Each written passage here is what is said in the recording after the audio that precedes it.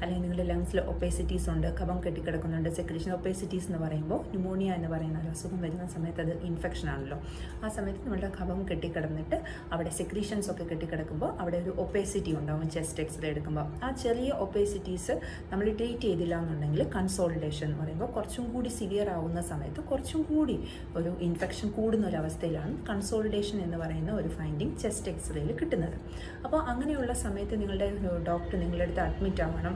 അത് കാരണം ഇത്രയും സിവിയർ ആയിരിക്കുന്ന സമയത്ത് നമ്മൾ ടാബ്ലറ്റ് ഫോമിൽ ആൻറ്റിബയോട്ടിക് കൊടുത്തു കഴിഞ്ഞാൽ, അതായത് നമ്മൾ ഗുളികയായിട്ട് ആൻറ്റിബയോട്ടിക് കൊടുത്തു കഴിഞ്ഞാൽ അത്രയ്ക്ക് എഫക്റ്റീവ് ആവില്ല. കാരണം ഓൾറെഡി ഇത്രയ്ക്ക് ലീഷൻ എക്സ്റേയിലുണ്ട്. അപ്പോൾ ആ സമയത്ത് ഐഡിയൽ ട്രീറ്റ്മെൻറ്റ് എന്ന് പറയുന്നത് പേഷ്യൻറ്റിനെ അഡ്മിറ്റാക്കി ഇഞ്ചക്ഷൻ ആൻറ്റിബയോട്ടിക് എത്രയും പെട്ടെന്ന് സ്റ്റാർട്ട് ചെയ്യുക, ഫ്ലൂയിഡ് സ്റ്റാർട്ട് ചെയ്യുക എന്നുള്ളതാണ് ഇതിൻ്റെ ട്രീറ്റ്മെൻറ്റ്.